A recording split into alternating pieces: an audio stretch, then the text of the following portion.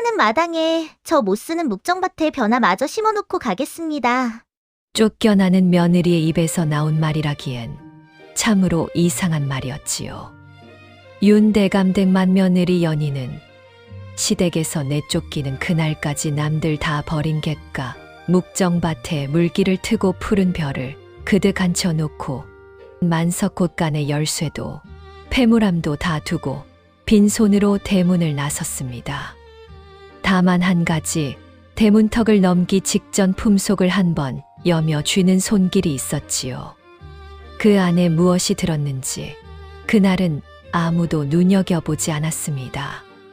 그런데 그 며느리가 나가고 꼭 석 달 뒤 향촌제일이라던 윤대감 댁 푸른 논이 하나둘 누렇게 타들어가더니 이내 사람 키를 넘는 갈대밭으로 되돌아가기 시작했습니다. 다 읽어주고 웃으며 나간 며느리, 그리고 시커먼 벽시 한 주머니. 만석 소리 듣던 그 집은 대체 왜 그때부터 기울기 시작한 걸까요? 웃으며 쫓겨난 그 며느리는 대체 무엇을 알고 있었던 걸까요? 지금 이 야담 어디서 듣고 계신지 댓글에 고을 이름 한 줄 남겨주세요. 여러분의 한마디가 다음 이야기를 짓는 힘이 됩니다.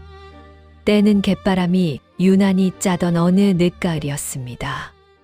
그해 늦가을 향촌제일의 만석군 윤대감 댁 사랑에 무거운 근심이 내려앉았습니다. 대감이 며칠째 미간을 펴지 못한 채 마름이 올리는 소출 장부만 들여다보고 있었던 것입니다. 근심의 뿌리는 집 뒤편 바다와 맞닿은 갯가 스무마직이었지요. 대대로 짠물이 올라와 벼는커녕 갈 때만 무성하던 그 땅을 대감은 큰돈을 들여 사들였다가 몇 해째 한 톨도 거두지 못하고 있었습니다. 이름난 농군을 불러다 객토를 하고 본물을 대어도 모를 낸 지 한 달이 못 되어 벼가 누렇게 타 죽기를 되풀이했지요. 고을 사람들은 그 땅을 두고 윤대감이 돈으로 객귀신을 샀다며 수군거렸습니다. 집안의 며느리들과 마름이 번갈아 손을 대었으나 소용이 없었습니다. 둘째 며느리가 값비싼 거름을 몇 술에나 부어도 마름 판수가 인근에서 제일 비싼 벽시를 구해다 뿌려도 땅은 번번이 짠 거품을 개워내며 모를 죽였지요. 안방마님이 애가 다 발을 구르다가 마침내 이 말을 내뱉었습니다. 연희를 불러라. 그 갯것을 어서 불러오란 말이다. 이윽고 한 여인이 젖은 치맛단을 정강이까지 걷어 올린 채 논둑에서 건너왔습니다. 윤대감댁 맏며느리 연희라는 여인이었지요. 연희는 사랑에는 들지도 않고 곧장 그 죽은 땅으로 가 흙부터 살폈습니다. 요란한 것은 하나도 없었습니다. 손가락으로 개책을 찍어 혀끝에 대보고 물고에 손을 담가 물의 짠기를 가늠하며 해가 어디쯤 있는지 물이 언제 밀고 언제 써는지를 한참이나 눈으로 쫓았지요. 연희는 남들이 본물을 대던 자리를 도리어 막고 엉뚱한 쪽으로 얕은 고랑을 새로 팠습니다. 그러고는 품에서 낡은 주머니를 꺼내 시커멓고 자잘한 벽시를 제 손끝으로 몇 알씩 짚어가며 물 빠진 갯골에 심었습니다. 사람들은 미친 짓이라 비웃었습니다.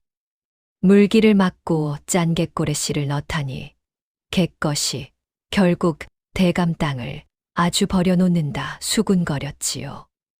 허나 한 달이 지나고 두 달이 지나자 그 죽어있던 갯골에 여린 모가 파랗게 돋기 시작했습니다. 짠물이 밀려드는 살이 떼면 연희는 밤을 새워 물골을 여다 닫고 볕이 독한 낮이면 흙에 짚을 덮어 짠 거품이 오르는 것을 막았지요. 그렇게 한철이 지나자 몇 해를 갈 때만 세우던 갯가 스무마지기에 사람 허리를 넘는 푸른 벼가 그득히 들어섰습니다. 윤대감이 그 땅에서 처음으로 벼를 거두던 날, 온 집안이 그제야 참았던 숨을 내쉬었습니다.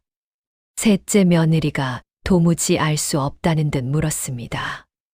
형님 같은 땅 같은 물인데 어찌 형님 손에서만 벼가 섭니까? 대체 무엇을 더 하신 geb니까? 연희는 젖은 손을 앞치마에 닦으며 조용히 웃었습니다. 더 한 것은 없어요. 땅이라는 것이 원래 책으로 짓는 것이 아니라 손이 지키는 것이거든요. 짠물이 언제 오르고 언제 물러가는지 그때는 종이에 적을 수가 없지요. 이 손이 눈보다 먼저 압니다. 그랬습니다. 연희의 손은 예사 손이 아니었습니다. 흙 한 줌을 쥐어보고 짠기가 며칠이면 빠질지를 가늠하고 묽고 소리만 듣고도 사리가 오는지 조금이 오는지를 알아내며 어느 벽시가 짠 땅에서 살아남고 어느 것이 녹아버리는지를 오래 익힌 손끝으로 아는 여인이었지요. 그래서 윤대감 댁의 만석은 실은 곳간이 아니라 저 객가 논에서 나온다는 말이 고을에 은근히 돌았습니다. 미국을 받아가는 객주 대방들도 윤대감 댁살은 짠 갯바람을 먹고 자라 밥맛이 다르다며 먼 길을 마다치 않았지요. 첫 벼를 거두던 가을, 그 소문을 듣고 인근에서 제일 큰 미국 객주의 대방이 몸소 윤대감 댁을 찾아왔습니다. 대방은 갓 지은 쌀 한 줌을 손바닥에 놓고 오래도록 들여다보더니 나달 하나를 깨물어 보고는 눈을 크게 떴지요. 이 쌀은 짠 땅에서 났다는데 어찌 이리 단맛이 도는가. 이런 쌀이라면 값을 2배로 쳐도 아깝지 않네. 대방이 그 자리에서 한 해 소출을 통째로 사겠다 나서자 윤대감의 얼굴에 오랜만에 화색이 돌았습니다. 그날 대방은 돌아가는 길에 논둑에서 흙을 만지던 연희를 힐끔 보고는 곁의 하인에게 조용히 물었다지요. 저 여인이 이 논을 짓는다는 그 며느리인가? 하인이 그렇다 하자 대방은 고개를 끄덕이며 무언가를 마음에 새기는 듯 했습니다. 훗날 이 짧은 만남이 어떤 인연으로 이어질지 그때는 연희 자신조차 알지 못했지요. 허나 정작 그 집 안방에서는 그 쌀이 누구의 손에서 나왔는지를 아무도 입에 올리지 않았습니다. 대방이 두고 간 후한 값은 고스란히 시어머니의 곳간으로 들어갔고 그 공은 온통 우리 집 땅이 좋아서라는 말로 돌아갔지요. 연희는 그 모든 것을 지켜보면서도 한마디 내세우는 법이 없었습니다. 제 손이 한 일을 굳이 드러내려 하지 않는 그 담담함이 도리어 시어머니에게는 속을 알 수 없는 것으로 비쳐 더욱 미움을 샀지요. 연희의 그 손은 하루아침에 얻어진 것이 아니었습니다. 연희는 본디 바닷가 갯골 마을에서 짠 땅을 논으로 일구던 아비의 무릎 밑에서 자란 딸이었지요. 다른 아이들이 조개를 줍고 놀 때 연희는 아비 곁에 쪼그려 앉아 물고 트는 법, 흙잔기 보는 법, 씨나라 고르는 법을 어깨너머로 익혔습니다. 아비는 늘 이렇게 일렀지요. 땅은 사람을 속이지 않는다. 사람이 지키는 만큼만 내주는 법이야. 짠물 오르는 때를 손이 기억할 때까지, 될 때까지 지켜보는 수밖에 없어. 어린 연희는 그 말뜻을 다 알지 못했으나 아비를 따라 수없이 갯골을 여닫는 동안 그 말은 어느새 제 손끝에 새겨졌습니다. 죽은 갯벌이 파란 논으로 바뀌고 그 논에서 거둔 쌀로 마을 사람들이 굶주린 겨울을 나던 모습이 어린 연희에게는 세상 그 무엇보다 큰 보람이었지요. 아비가 물려준 것이라곤 짠 땅에서 대대로 살아남은 벽시 한 주머니와 그 물때를 잇는 손 하나가 전부였습니다. 훗날 윤대감이 그 갯골 논을 눈여겨보고 연희를 며느리로 들인 것도 실은 그 죽은 땅을 살려내는 손을 알아본 까닭이었습니다. 허나 정작 그 집 안에서는 바로 그 손이 갯벌물이 밴 천한 손이라 하여 두고두고 흠이 될 줄을 그때 연희는 알지 못했지요. 허나 그 귀한 손을 가진 연희에게도 남에게 말 못할 서러움이 하나 있었습니다. 연희는 본디 객가 흙 파는 집 딸로 태어나 안방이 아니라 논둑에서 자란 여인이었지요. 그 땅 살리는 손을 윤 대감이 알아보아 맏며느리로 들였다지만 시어머니는 그 내력을 두고두고 흠으로 삼았습니다.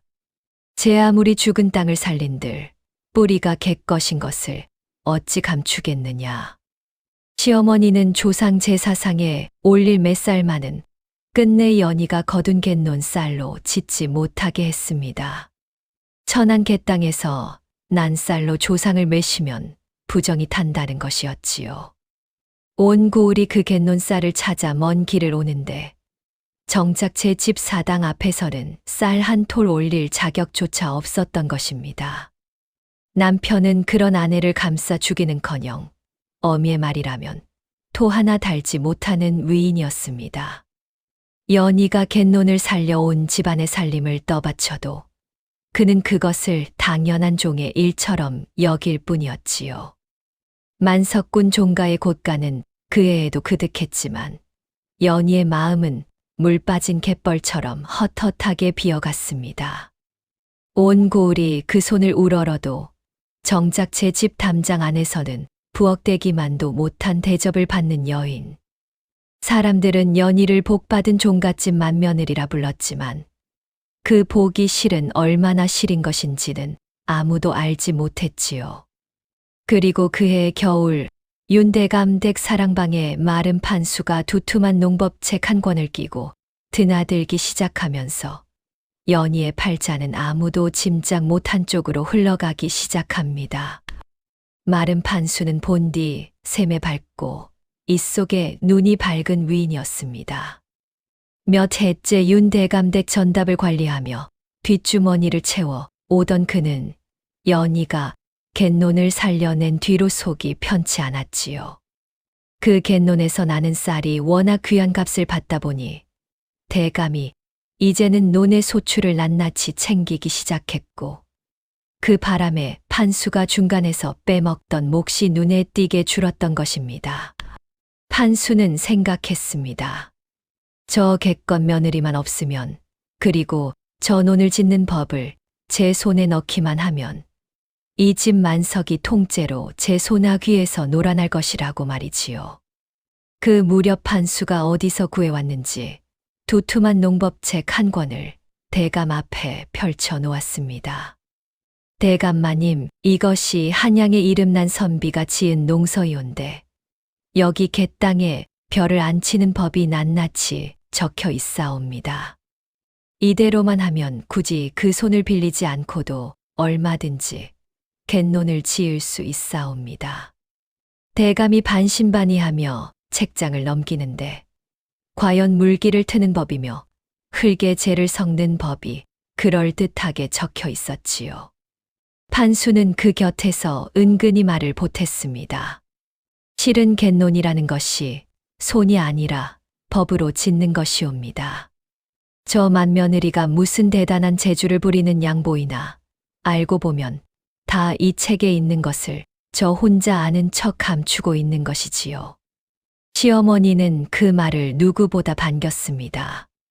안 그래도 장터객가 출신 며느리를 두고두고 눈의 가시로 여기던 터라 그 며느리가 없어도 논을 지을 수 있다는 말이 그렇게 반가울 수가 없었지요. 그러면 그렇지. 갯벌이나 파던 것이 무슨 하늘이 내린 재주가 있겠느냐. 다 책에 있는 것을 저 혼자 아는 척한 게지. 시어머니는 그날부터 부쩍 며느리를 몰아세우기 시작했습니다. 논에 나가는 것도 못마땅해 했고 흙 묻은 손으로 안채에 드는 것조차 상스럽다 나무랐지요. 연희는 그런 말들을 묵묵히 견뎠습니다.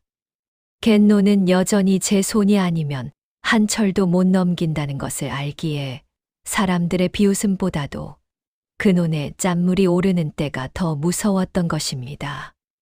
그러나 시어머니의 멸시는 날로 도를 넘어갔습니다. 하루는 시어머니가 안방을 치우다 연희가 시렁 위에 고이 모셔둔 낡은 씨 나락 주머니를 발견하고는 얼굴을 찡그렸습니다. 이 지저분한 것이 어찌 안방에 있느냐. 이깟 씨앗 나부랭이를. 그러고는 그 주머니를 마당 흙바닥에 내동댕이 쳤지요. 벽시며 자리 흙 위로 흩어졌습니다. 연희는 그 자리에 무릎을 꿇고 흩어진 벽시를 한 알 한 알 주워 담았습니다. 손끝이 파르르 떨렸으나 얼굴만은 여전히 담담했지요. 어머님, 이 씨앗은 지저분한 것이 아니라 죽은 땅에서 사람을 먹여 살리는 것이옵니다. 연희의 그 조용한 말에 시어머니는 되레 더 노기가 올라 내 인연 어디서 말대꾸냐 하며 손찌검을 하려 들었습니다. 그때 마침 사랑에서 나오던 남편이 그 광경을 보았지요. 허나 남편은 어미의 눈치를 살피며 슬그머니 고개를 돌릴 뿐 아내를 감싸는 말 한마디를 끝내 하지 못했습니다. 그런 멸시는 하루 이틀의 일이 아니었습니다. 시어머니는 온 집안 사람이 모인 자리에서 일부러 연희를 불러 세워놓고 손에 벤 갯내가 여태 안 빠졌느냐 하며 면박을 주기 일쑤였지요. 명절에 일가 친척이 모이면 연희는 안방 근처에도 들지 못하고 부엌 뒤란에서 온 집안이 먹을 상을 혼자 보아야 했습니다. 정작 그 상에 오르는 쌀이 제 손으로 살려낸 갯논 쌀이었건만 연희에게 돌아오는 것은 고맙다는 말 한마디가 아니라 갯것이 그래도 밥은 지을 줄 아는구나 하는 비웃음뿐이었지요. 하루는 이웃 고을 부인들이 다니러 와 그 댁 밥맛을 칭찬하며 물었습니다. 이 댁쌀은 어찌 이리 차지고 향이 좋습니까? 대체 어느 논에서 나는 쌀입니까? 시어머니는 얼른 말을 가로채 제 공인 양 둘러댔지요. 우리 집 붓간이 워낙 실하지 않습니까?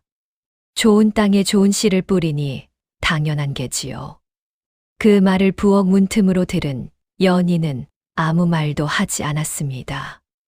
다만 젖은 손을 앞치마에 조용히 닦을 뿐이었지요.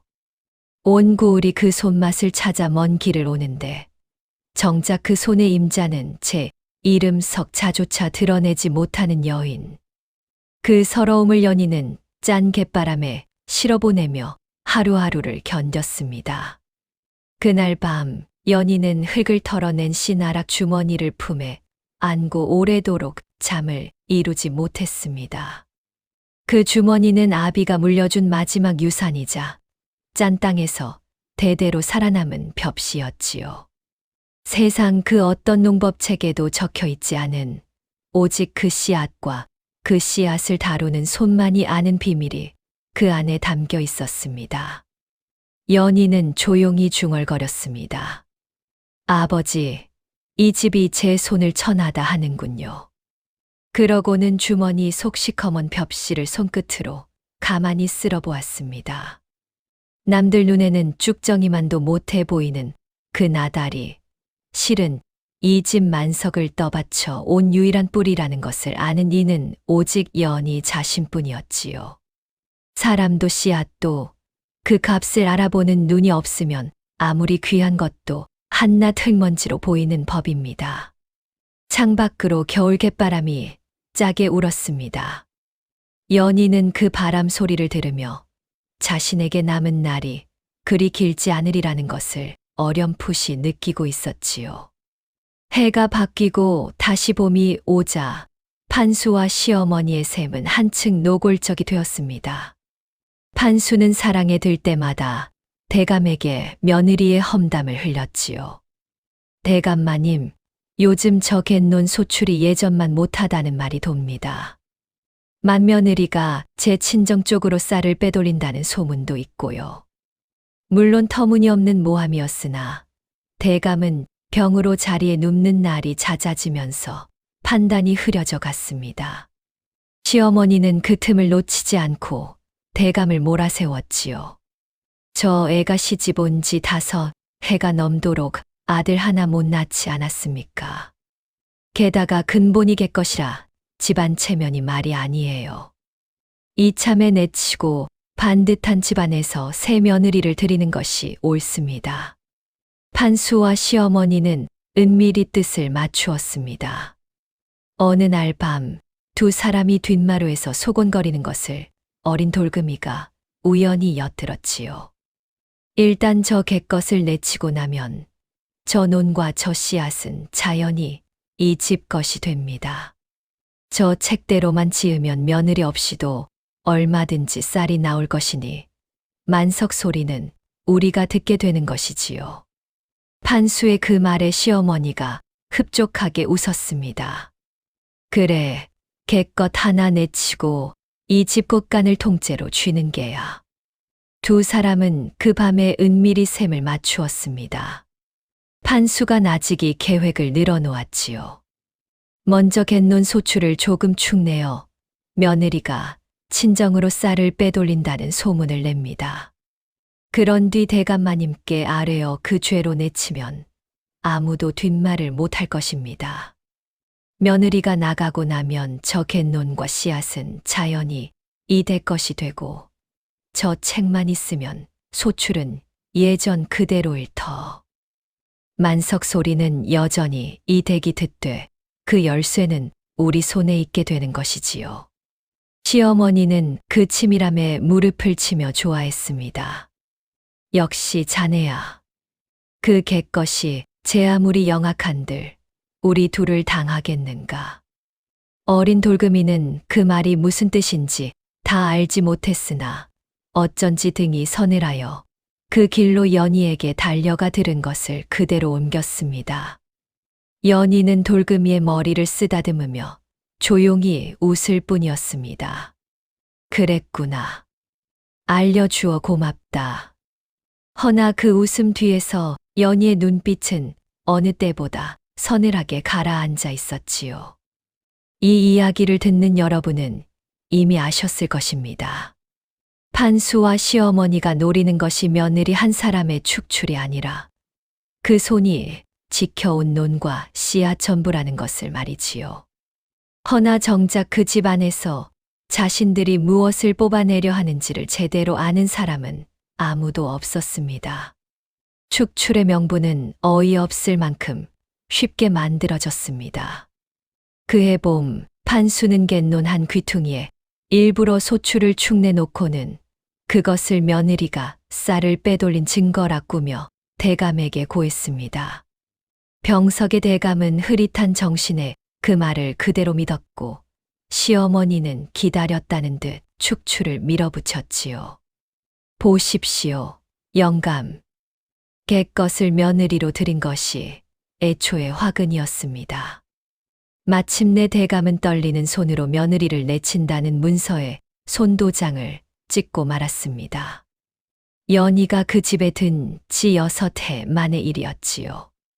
6해 동안 죽은 땅을 살려 그 집 곳간을 채워온 대가가 종이 한 장에 찍힌 붉은 손도장 하나였던 것입니다. 축출이 정해졌다는 말이 돌자 어린 돌금이가 가장 먼저 울음을 터뜨렸습니다. 연희가 갯가에서 거두다시피 데려와 곁에 두고 밥을 먹여온 아이였지요. 마님, 가지 마셔요. 마님이 가시면 저는 어찌합니까? 아이가 치맛자락을 붙들고 놓지 않자 연희는 그 앞에 무릎을 낮추어 눈을 맞추었습니다. 울지 말거라. 사람은 제 있을 자리를 스스로 만드는 법이란다. 나는 어디를 가든 죽은 땅을 살려 밥을 짓고 살 것이다. 너도 언젠가 그리 될 것이야.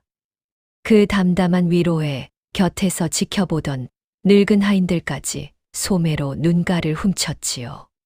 정작 쫓겨나는 당사자는 저리 태연한데 남은 이들이 도리어 목이 메었던 것입니다. 허나 그런 눈물들 속에서도 시어머니와 판수만은 흡족한 낯을 감추지 못했습니다. 두 사람은 이제 갯논과 그 씨앗이 온전히 제 손에 들어왔다 여기며 벌써부터 다음 철 농사를 어찌 지을지 셈을 놓고 있었지요. 축출이 정해지던 날 시어머니는 며느리를 마당에 세워놓고 온갖 모진 말을 퍼부었습니다. 갯벌이나 파던 천한 것을 사람 만들어 주었더니 은혜도 모르고 이 집사를 빼돌려? 당장 그 씨앗이며 뭐며 다 두고 몸만 나가거라. 온 집안 사람들이 담장 너머로 그 광경을 구경했습니다. 누구는 며느리를 딱하게 여겼고 누구는 객것이 결국 제 본색을 드러냈다며 손가락질했지요. 그러나 정작 쫓겨나는 연희의 얼굴에는 이상하게도 원망도 눈물도 없었습니다. 연희는 다만 조용히 고개를 숙인 채 마지막으로 저 갯논을 한 번만 돌보게 해달라고 청했을 뿐이었습니다. 시어머니는 코웃음을 쳤습니다. 쫓겨나는 마당의 논은 무슨 논이냐. 그러나 판수가 슬며시 끼어들어 그 청을 들어주자 했지요. 판수의 속셈은 따로 있었습니다. 며느리가 논을 돌보는 마지막 손길을 곁에서 지켜보며 그 갯논 짓는 법을 마저 훔쳐낼 셈이었던 것입니다. 그리하여 연희에게는 시댁을 떠나기 전 사흘의 말미가 주어졌습니다. 아무도 몰랐지요.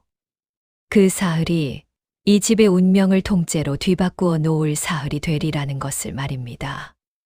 떠나기 전 사흘, 연희는 새벽부터 갯논에 나가 살았습니다. 판수는 그 곁에 딱 붙어 며느리의 손끝을 하나도 놓치지 않고 지켜보았지요. 연희가 물꼬를 어디로 트는지, 흙에 무엇을 섞는지, 씨를 어느 깊이로 넣는지를 판수는 제 농법책 여백에 낱낱이 베껴 적었습니다. 그러면서 속으로 쾌재를 불렀지요. 그래, 별것도 아니구나. 이만하면 나도 짓겠다. 허나 판수가 아무리 베껴 적어도 도무지 알 수 없는 것이 하나 있었습니다. 바로 그때였지요. 연희는 물꼬를 트다가도 문득 손을 멈추고 하늘과 바다를 한참 바라보다 남들이 보기엔 아무 까닭 없이 다시 물꼬를 닫곤 했습니다. 판수가 참다 못해 물었습니다. 아니, 방금은 물을 대더니 어째서 도로 막는 게요? 연희는 담담히 답했지요. 지금 물을 그대로 두면 오늘 밤사리에 짠물이 밀려들어 모가 상합니다.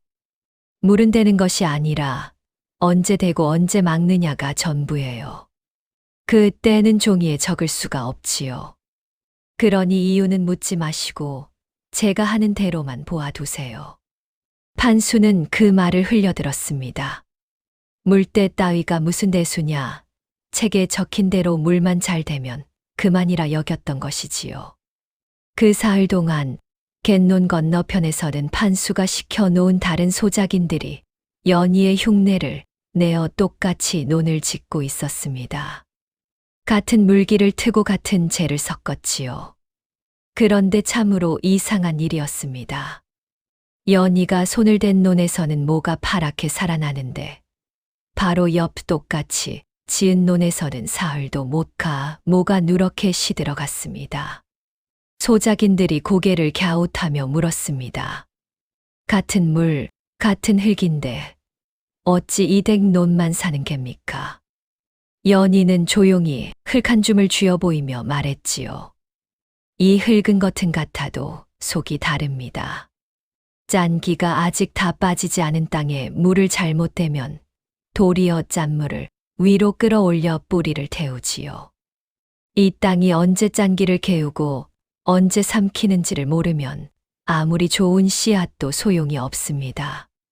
보다 못한 판수가 제 손으로 직접 해보겠다며 나섰습니다. 연희가 물꼬를 트는 것을 곁에서 낱낱이 보았으니 제깟 것도 못할 리 없다 여긴 것이지요. 판수는 연희가 물을 대던 자리에 똑같이 물을 대고 흙에 재를 섞는 것까지 그대로 흉내를 냈습니다. 허나 그날 밤사리가 크게 들자 판수가 데워 놓은 물이 도리어 짠기를 끌어올려 이튿날 아침 모가 허옇게 떠버렸지요. 판수는 얼굴이 벌개져 씩씩거렸습니다. 이것이 어찌 된 일이냐. 나는 저 계집이 한 것과 똑같이 했거늘. 연희는 그 논을 한번 살펴보고는 조용히 말했습니다. 물을 댄 것은 같으나 댄 때가 반나절 늦었지요. 어젯밤 사리는 여느 사리보다 반 십경 일찍 들었습니다. 그것을 흙빛과 바람 냄새로 미리 알아채지 못하면 똑같이 해도 결과는 정반대가 됩니다. 판수는 그 말을 도무지 믿으려 들지 않았습니다. 반나절 물때 차이로 벼가 살고 죽는다니 그런 허무맹랑한 소리가 어디 있느냐는 것이었지요. 연희는 더 이상 설명하지 않았습니다.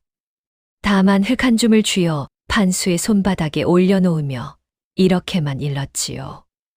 이 갯땅은 새해를 꼬박물로 씻어 내야 겨우 별을 받습니다. 급하다 하여 한 해에 억지로 짜내려 하면 땅이 도리어 짠물을 개워 내 뿌리를 태우지요. 사람의 셈으로 땅을 몰아붙일 수는 없는 법입니다. 그러니 이유는 묻지 마시고 제가 하라는 때에 하라는 대로만 하세요. 판수는 그 말을 귓등으로 흘리며 속으로 코웃음을 쳤습니다. 새해씩이나 기다리라니 그 사이 제가 그 방법을 다 익히고 나면 그만이라 여겼던 것이지요. 이 이야기를 듣는 여러분은 이미 짐작하셨을 것입니다. 판수가 그토록 우습게 여긴 그 때와 그 새해가 훗날 그의 발밑을 통째로 무너뜨릴 함정이 되리라는 것을 말입니다.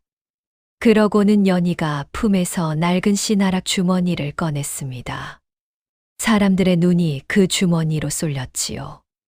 판수도 침을 꿀꺽 삼키며 그것을 노려보았습니다. 그것이 무엇이요? 무슨 특별한 씨앗이라도 되는 게요. 연희는 주머니 끈을 조용히 다시 여미며 답했습니다. 이 씨앗은 아무 땅에서나 자라지 않아요. 대대로 짠 땅에서 죽지 않고 살아남은 것만 골라 이어온 것이라 이 씨앗과 이 손이 함께여야만 갯논이 삽니다. 이것이 없으면 제 아무리 좋은 농법책이 있어도 갯논은 한 철을 못 넘겨요. 그 말에 판수의 눈이 번득였습니다. 저 주머니만 손에 넣으면 저 손이 없어도 얼마든지 갯논을 지을 수 있으리라 여겼던 것이지요. 허나 연희가 무엇을 감추고 무엇을 흘렸는지 그 속을 판수는 미처 헤아리지 못했습니다. 그날 저녁 홀로 남은 연희는 그 주머니를 등잔 밑에서 조용히 풀어보았습니다. 안에는 두 가지 벽시가 따로 담겨 있었지요. 하나는 겉이 통통하고 윤이 나는 흔한 벽시였고 다른 하나는 시커멓고 자잘하여 얼핏 보아서는 쭉정이처럼 보이는 나달이었습니다. 연희는 그 시커먼 나달 묘자를 손끝으로 골라 다시 작은 헝겊에 따로 싸 옷서 깊숙이 갈무리했지요. 짠 땅에서 대대로 죽지 않고 살아남은 진짜 씨나락은 바로 그 시커먼 것이었고 통통하고 번드르란 것은 짠 땅에서는 한 철도 못 버티는 흔한 벽시였습니다. 세상 사람들은 늘 번드르란 것에 눈이 가는 법이지요. 연희는 그것까지 이미 헤아리고 있었습니다. 누군가 이 주머니를 탐내어 열어본들 진짜와 가짜를 가려낼 눈이 없다면 결국 번드르르한 쭉정이만 움켜쥐게 되리라는 것을 말입니다. 그 시커먼 나달 몇 아래 이 집안의 만석이 통째로 달려있다는 것을 이 이야기를 듣는 여러분만이 알고 계실 뿐이었지요. 시어머니는 그 광경을 전에 듣고도 콧방 귀만 뀌었습니다. 객것이 이제 씨앗 타령까지 하는구나. 쟤까지 게 무슨 신령한 재주라도 부리는 줄 아는 게지. 곁에 있던 이들도 덩달아 며느리를 조롱했지요. 며느리가 나가면 저 씨앗도 두고 갈 터. 그깟 벽씨야 우리가 얼마든지 뿌리면 그만 아닙니까? 제 아무리 흙을 만진들 갯것은 갯것이지요. 논농사가 무슨 대단한 학문이라도 되는 줄 아나 봅니다. 그 비웃음 속에서 정작 그 씨앗과 그 손이 이 집 만석의 두 기둥이라는 것을 헤아리는 이는 아무도 없었습니다. 사람들은 눈앞에 그득한 곳간만 보았지 그 곳간을 채운 손이 어디에 있는지는 보려 하지 않았던 것이지요. 온 집안이 그 말에 맞장구를 치며 며느리를 비웃었습니다. 이 집이 무엇을 이루려 하는지, 그 손과 그 씨앗이 이 집의 만석을 떠받쳐 온 두 기둥이라는 것을 그들 중 누구도 알지 못했지요. 오직 병석의 대감만이 흐릿한 정신 속에서도 무언가 놓쳐서는 안 될 것을 놓치고 있다는 불안을 어렴풋이 느꼈으나 그 불안의 정체를 채 붙잡기도 전에 다시 혼곤한 잠으로 빠져들 뿐이었습니다. 떠나기 전날 밤, 연희는 홀로 갯논 한가운데 서서 오래도록 그 땅을 바라보았습니다. 6해를 제 손으로 살려낸 땅이었지요. 이 땅을 두고 떠나야 한다는 것이 아프지 않은 것은 아니었습니다. 허나 연희의 눈빛에는 슬픔보다 더 깊은 무언가가 서려 있었습니다. 그것은 원망이 아니라 이미 무언가를 결심한 사람만이 지을 수 있는 고요함이었지요. 연희는 조용히 중얼거렸습니다. 제 손을 천하다 하셨으니 이제 그 손이 없는 논이 어떤 것인지 보시게 되겠지요. 그 말에는 원망도 저주도 없었습니다. 다만 땅의 이치를, 사람의 이치를 오래 지켜본 이의 담담한 예언만이 담겨 있었지요. 뿌리를 뽑아낸 나무가 언제까지 푸를 수 없듯 그 손을 내친 집이 언제까지 만석을 누릴 수는 없는 노릇이었습니다. 그날 밤 짠갯바람 속에서 연희의 마지막 사흘째가 밝아오고 있었습니다. 마지막 사흘째 되던 날, 연희는 새벽같이 갯논으로 나갔습니다. 시댁을 떠나기 전 그 땅에 마지막 손을 대기 위함이었지요. 연희는 6해를 지켜온 그 논의 물기를 정성껏 다듬고 짠기가 오르지 못하도록 고랑을 손보고 남은 자리에는 파릇한 모를 빈틈없이 앉혀 놓았습니다. 쫓겨나는 며느리가 제 손으로 시댁의 논을 그득 채워놓는 그 모습을 지나던 사람들은 도무지 이해하지 못했지요. 저 미련한 것, 제 쫓아낸 집 논을 저리 정성껏 지어놓고 가다니. 허나 연희의 손길에는 한치의 미움도 담겨 있지 않은 듯 고요했습니다. 어린 돌금이가 논두까지 따라 나와 연희의 곁을 떠나지 못했습니다. 아이는 훌쩍이며 물었지요. 마님, 어차피 두고 가실 논을 어찌 이리 정성껏 지으셔요. 연희는 모를 안 치던 손을 멈추고 아이를 돌아보았습니다. 얘야, 나는 이 논을 저 사람들에게 지어주는 것이 아니란다. 이 땅한테 지어주는 것이지. 땅은 죄가 없지 않으냐.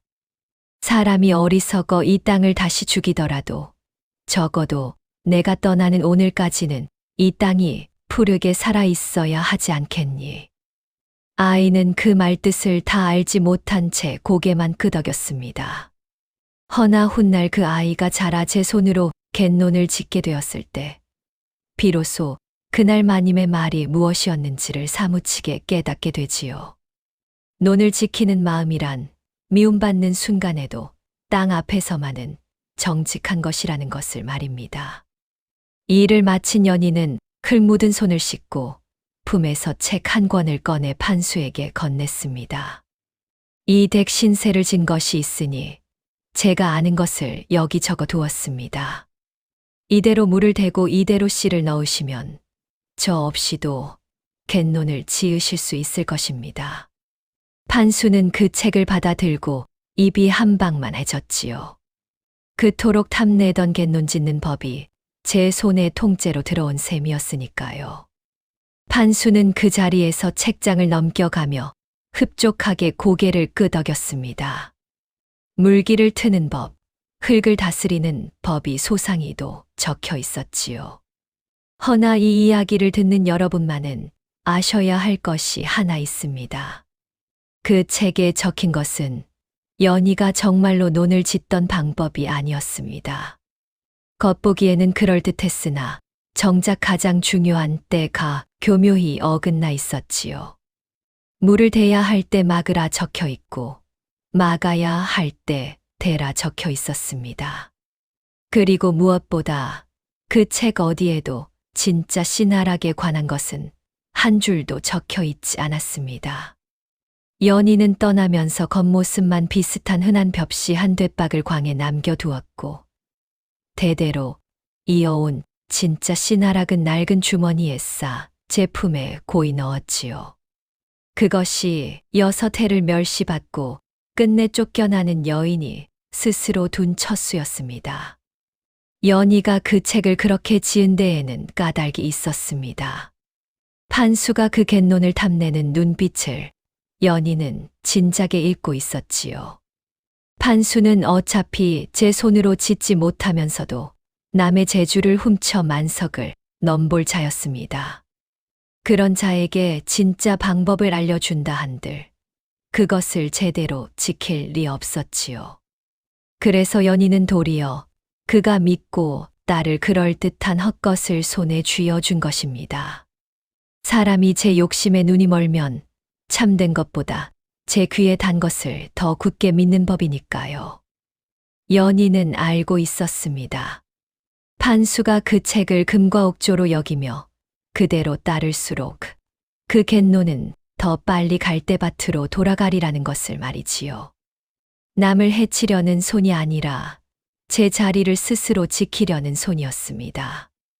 뽑히더라도 그 뿌리가 어디에 있었는지는 반드시 드러나게 하려는 것이었지요.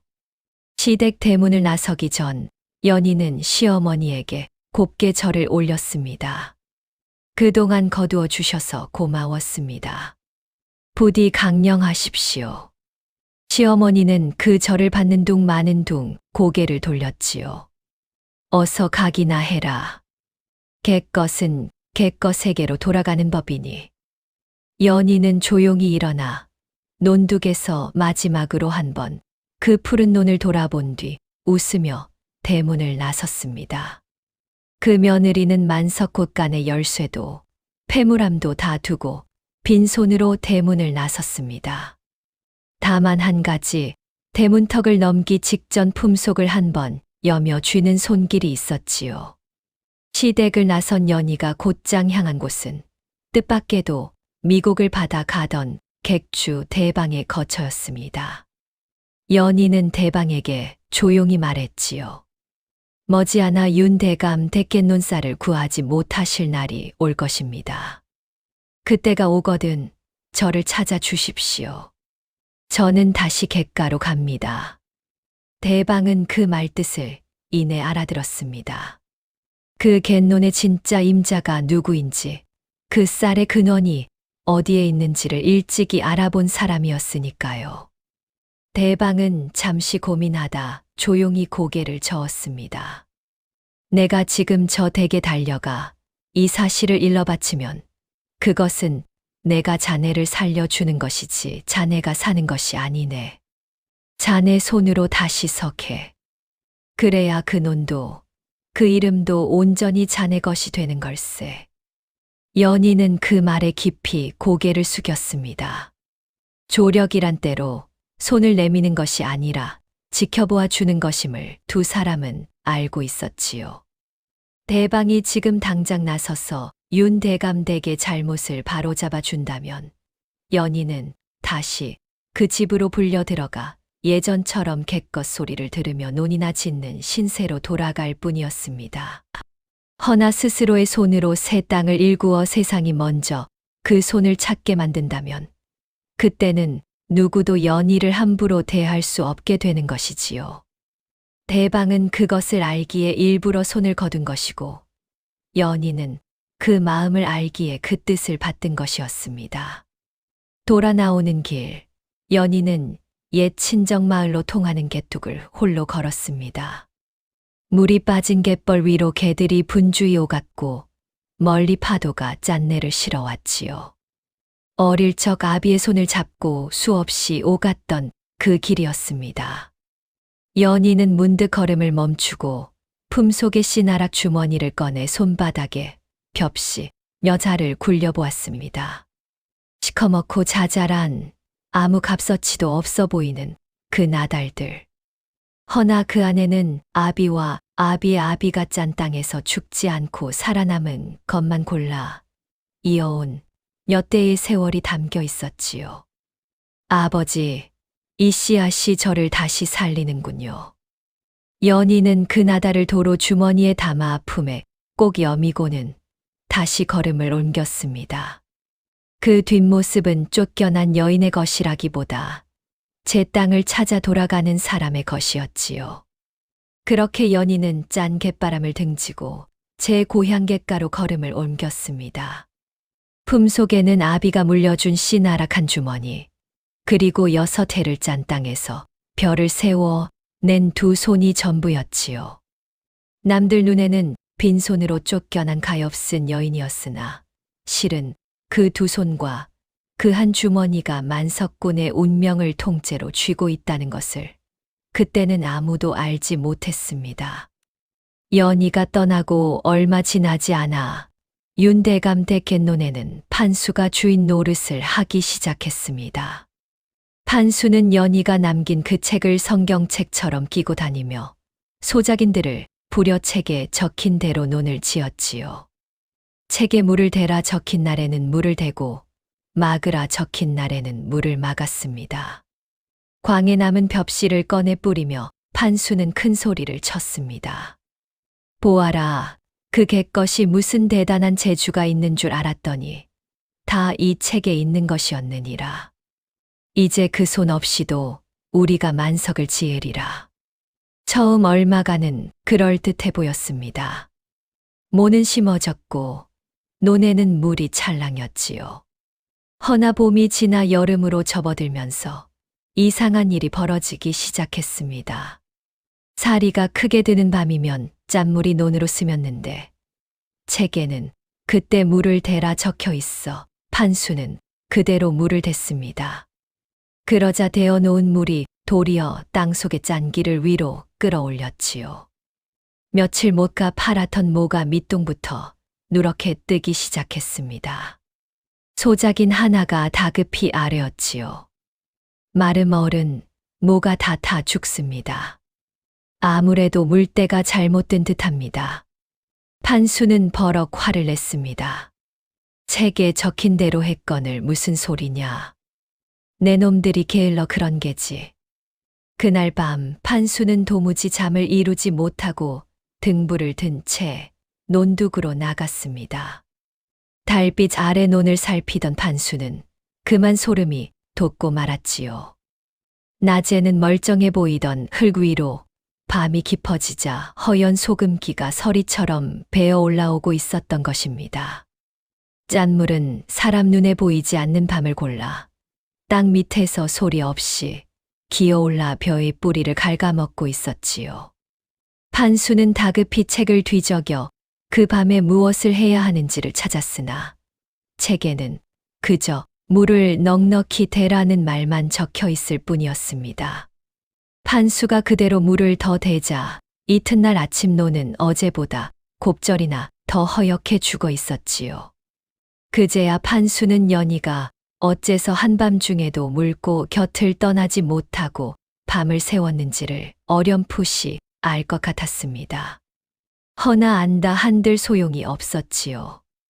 언제 물을 맞고 언제 터야 하는지 그 때를 잇는 눈이 판수에게는 없었으니까요.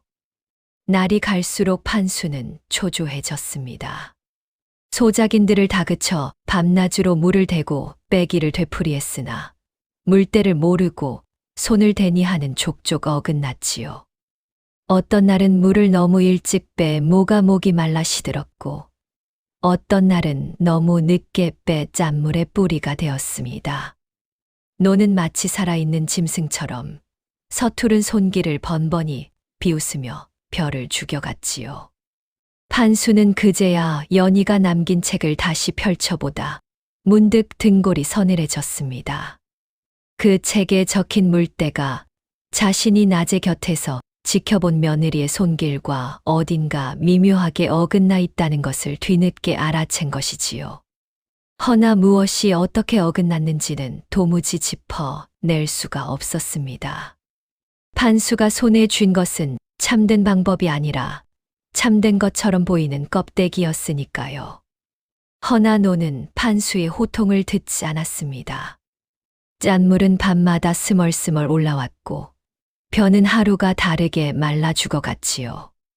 판수는 뒤늦게 광에 남은 벽씨를 다시 뿌려보았으나 그 흔한 벽씨는 짠 땅에 뿌리를 내리지 못하고 그대로 녹아버렸습니다.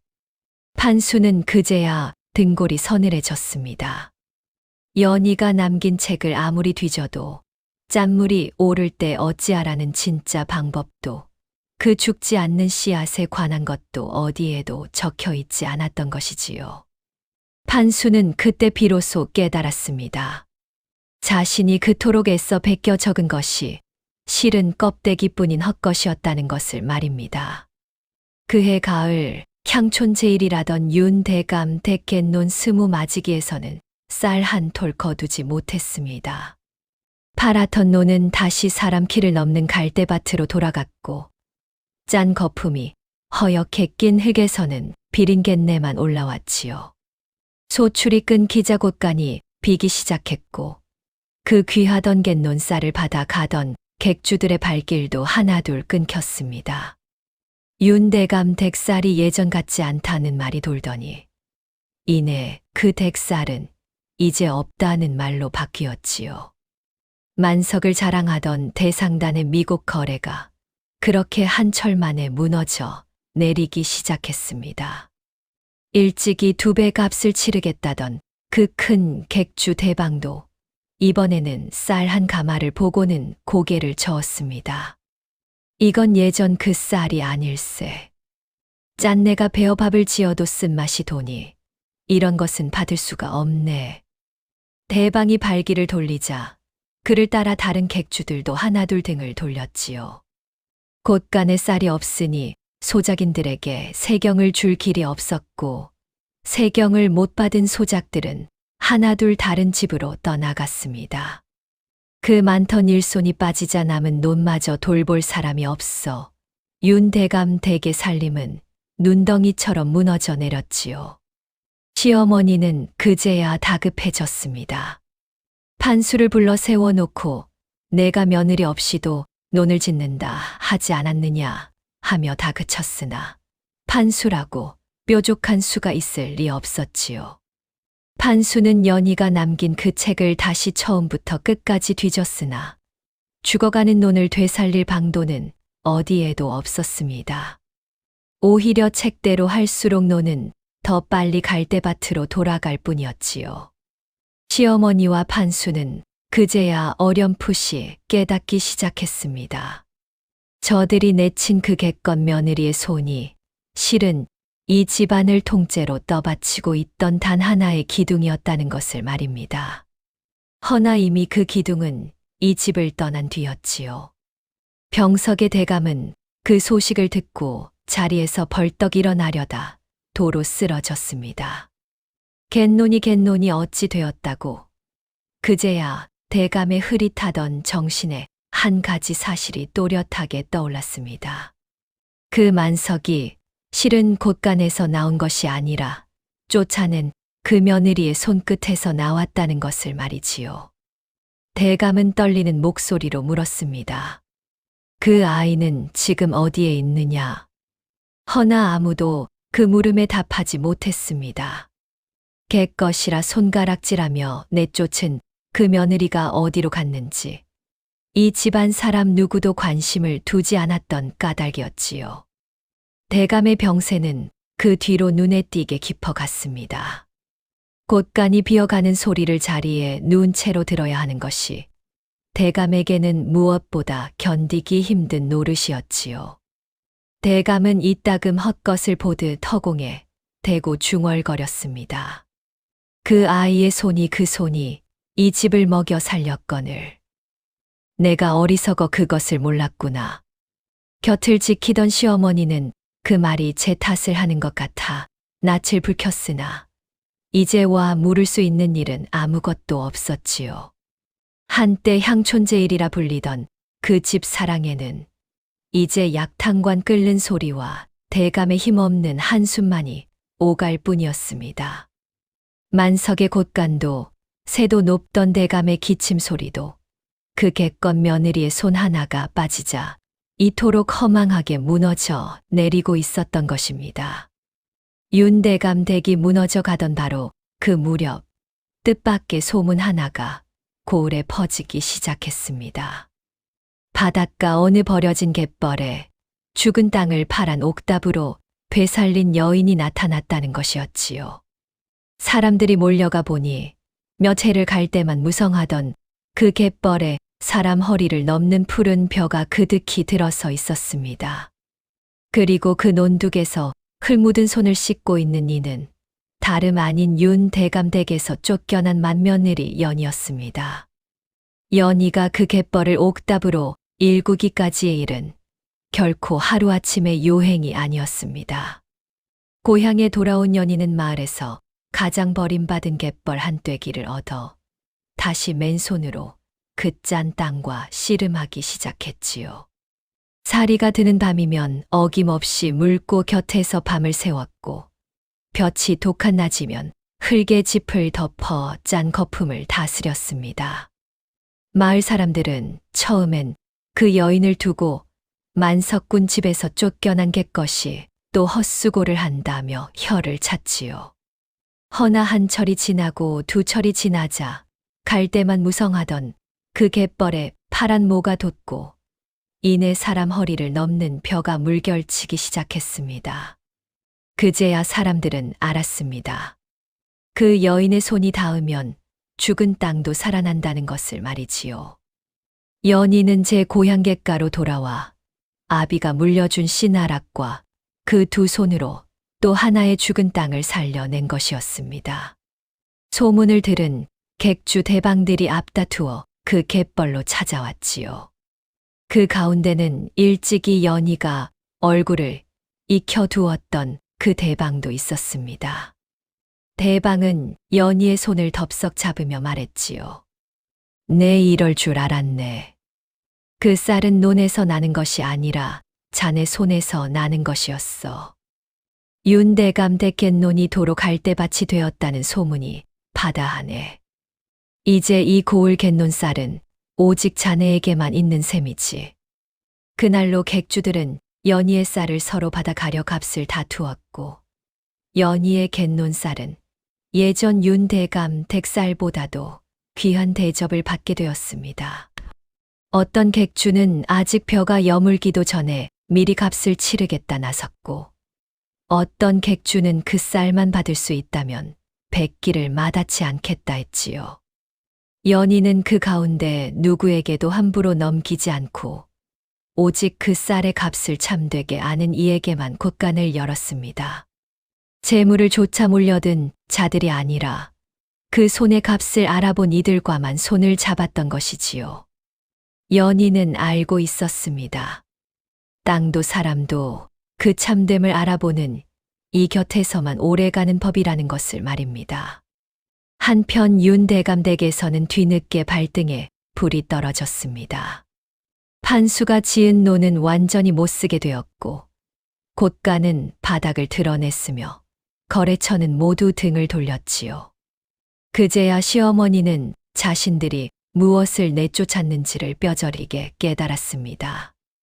객것이라 천대하던 그 손이 실은 이 집 만석을 떠받쳐 온 하늘 같은 기둥이었다는 것을 말입니다. 시어머니는 체면이고 뭐고 다 내던지고 사람을 풀어 연희를 수소문했습니다. 그리고 연희가 갯가에서 옥답을 일구었다는 소식을 듣자 손수 그 먼 길을 찾아 나섰지요.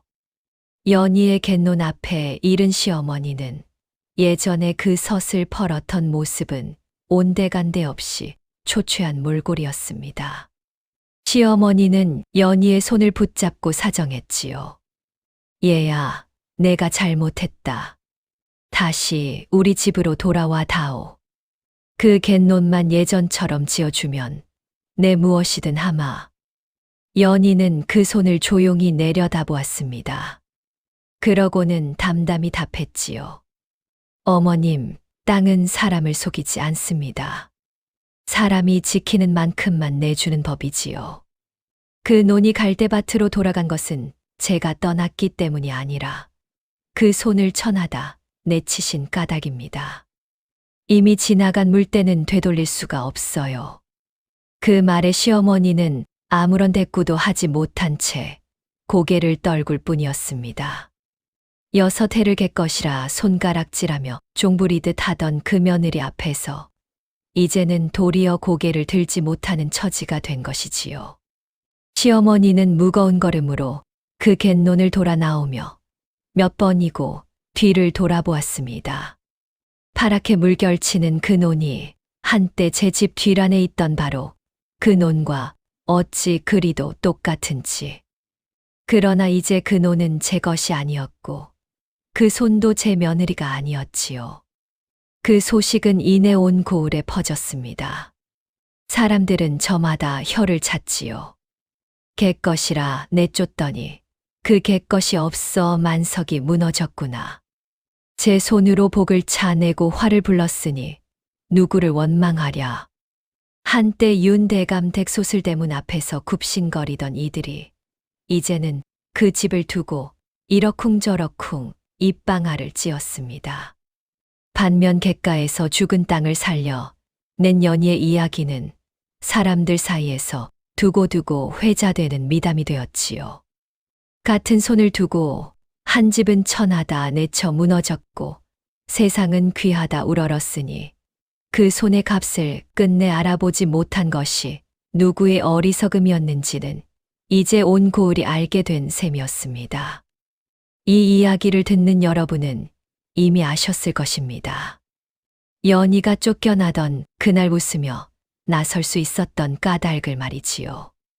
연희는 슬퍼서 울지 않은 것이 아니라 이미 알고 있었던 것입니다. 제 손과 제 씨앗이 어디로 가든 다시 죽은 땅을 살려낼 것이며 그 손을 내친 집은 스스로 무너지리라는 것을 말입니다. 버려진 것은 연희가 아니라 그 귀한 손의 값을 끝내 알아보지 못한 그 집안이었지요. 윤대감 댁의 몰락은 거기서 그치지 않았습니다. 만석을 자랑하던 대상단이 하루아침에 무너지자 관가에서 그 연유를 살피기 시작했지요.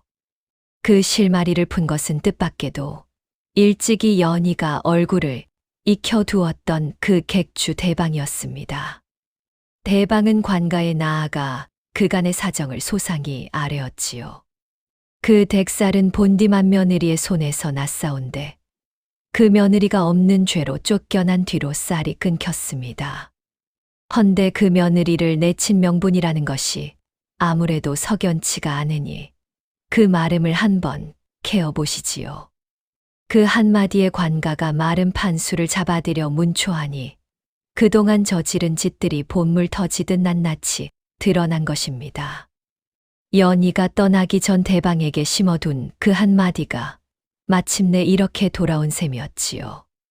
판수가 몇 해에 걸쳐 소출을 빼돌려 재배를 불린 일이며 없는 죄를 꾸며 맏며느리를 모함해 내친 일이 모두 밝혀졌지요.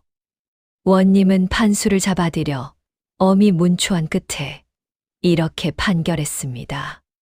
주인을 속여 재물을 빼돌리고 죄 없는 이를 모함하여 내쫓았으니 그 죄가 무겁다.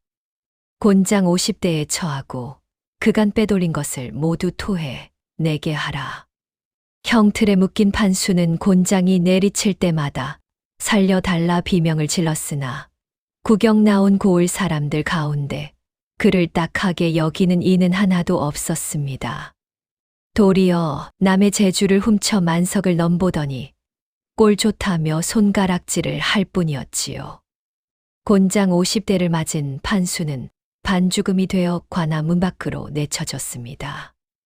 빼돌린 재물을 토해 내고 나니 수중에 남은 것이 한 푼도 없었지요. 갯논 하나 제 손으로 못 짓는 주제에 남의 재주를 훔쳐 만석을 넘보던 그 마름은 결국 고을에서 손가락질을 받으며 거지꼴로 떠돌게 되었습니다. 사람들은 그를 두고 남의 손을 훔치려다 제 손마저 이 일은 자라 수군거렸지요. 훔친 재주로 싸우려던 곳간이 도리어 제 발밑을 무너뜨리는 함정이 된 셈이었습니다. 곤장 자국이 아물어도 그 이름에 씌워진 오명은 아물지 않아 판수는 어느 고을에 가도 발붙일 곳이 없었습니다.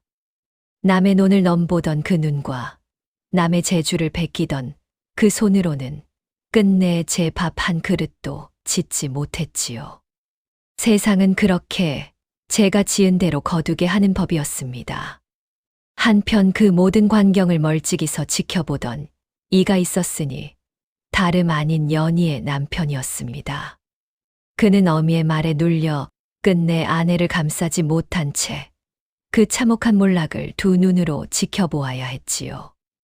뒤늦게 객가로 연희를 찾아온 남편은 차마 얼굴을 들지 못하고 그저 내가 어리석었소 하는 말만 되풀이했습니다. 연희는 그 사람을 원망하지도 반기지도 않았습니다. 다만 조용히 이렇게 일렀지요. 지나간 물때를 되돌릴 수 없듯 지나간 마음도 되돌릴 수는 없지요. 부디 앞으로는 곁에 있는 이의 손이 얼마나 귀한지를 늦기 전에 알아보십시오. 남편은 그 말에 아무런 대꾸도 하지 못한 채 무거운 걸음으로 돌아설 뿐이었습니다. 시어머니의 처지도 다를 바 없었습니다. 만석을 자랑하던 곳간은 텅 비었고 그 많던 소작들도 뿔뿔이 흩어졌지요. 객것이라 며느리를 종부리듯 하던 그 안방마님은 이제 끼니거리를 걱정하는 신세가 되었습니다. 하루는 시어머니가 다시 연희를 찾아와 마지막으로 한 가지를 청했지요. 예전 제 손으로 마당에 내동댕이 쳤던 그 낡은 씨나락 주머니를 이번에는 두 손으로 공손히 받쳐 들고 사정하는 것이었습니다. 얘야, 그 씨앗을 조금만 나누어 다오. 그것만 있으면 우리도 다시 일어설 수 있지 않겠느냐. 한때 이깟개껏 씨앗이라며 흙바닥에 팽개치던 그 손이 이제는 그 씨앗 한 줌을 구걸하고 있었지요. 연희는 그 주머니를 물끄러미 바라보다 조용히 입을 열었습니다. 어머님, 씨앗은 나누어 드릴 수 있습니다. 허나 이 씨앗은 짠물이 오르는 때를 아는 손과 함께여야만 살아납니다. 씨앗만으로는 땅을 살릴 수 없어요. 그것이 이 씨앗을 흙바닥에 던지셨을 때 이르신 것이지요. 시어머니는 그제야 무엇을 잃었는지를 온전히 깨닫고 아무 말 없이 눈물만 떨구었습니다. 연희는 그 손에 벽시 한 줌을 덜어 쥐어 주었지요. 미워서 내치는 것도 통쾌해서 조롱하는 것도 아니었습니다. 다만 그 씨앗이 그 손에서는 끝내 싹 트지 못하리라는 것을 두 사람 모두 알고 있었을 뿐입니다. 세월이 흘러 연희의 갯노는 해마다 푸르게 물결쳤습니다. 연희는 갯가에 버려진 아이 돌금이를 거두어 친자식처럼 길렀지요. 그 아이는 연희 곁에 붙어 물고 트는 법, 흙잔기 보는 법, 씨나락 고르는 법을 어깨 너머로 익혔습니다. 언젠가 아비가 어린 연희에게 그리했던 것처럼 말이지요. 어느 저녁 돌금이가 논둑에 앉아 물었습니다. 어머니, 저 씨앗은 어떻게 죽은 땅에서도 살아나요? 연희는 노을에 물든 푸른 논을 바라보며 조용히 웃었습니다. 땅은 사람을 속이지 않는단다. 사람이 지키는 만큼만 내주지. 이 씨앗도 그렇고 사람도 그렇단다. 짠 갯바람이 불어와 푸른 벼가 물결처럼 일렁였고 그 위로 어린 돌금이의 웃음소리가 오래도록 번져갔습니다. 해가 거듭될수록 연희의 갯노는 넓어졌습니다. 죽은 갯벌이 하나둘 파란 옥답으로 바뀌자 굶주리던 갯가 마을 사람들이 그 논에 기대어 살기를 얻었지요. 연희는 제 곳간을 채우는 데만 그 손을 쓰지 않았습니다. 흉년이 들면 곳간을 열어 줄인 이웃을 먹였고 짠 땅밖에 없어 굴던 마을에는 솔수 물고 트는 법과 씨나락 고르는 법을 일러주었습니다. 사람들은 그 논에서 나는 쌀을 두고 연인의 갯쌀이라 불렀지요. 벼슬도 문벌도 없는 여인의 이름 석자가 그 어떤 대감의 곶간보다도 미덥게 고을에 오르내리게 된 것입니다. 한때 객것이라 천대받던 그 이름이 이제는 죽은 땅을 살리고 사람을 먹이는 이름으로 사람들의 입에 오래도록 남았습니다. 연희는 끝내 예전 시댁으로 돌아가지 않았습니다. 큰 재물을 줬지도 지난 서름을 갚겠다 이를 갈지도 않았지요. 다만 제게 주어진 짠 땅을 묵묵히 옥답으로 바꾸며 곁에 있는 이들과 그 쌀을 나누어 먹는 것으로 하루하루를 채웠습니다. 돌금이가 자라 어엿한 처자가 되어 제 손으로 갯논을 짓게 되던 날, 연희는 아비가 제게 그리했던 낡은 씨나락 주머니를 그 손에 쥐어 주었습니다. 이 씨앗은 지키는 사람에게만 싹을 내준단다. 부디 이 손을, 이 땅을 천히 여기지 말거라. 그렇게 짠 땅에서 대대로 살아남은 벽씨 한 주머니는 또 한 세대의 손으로 이어졌습니다.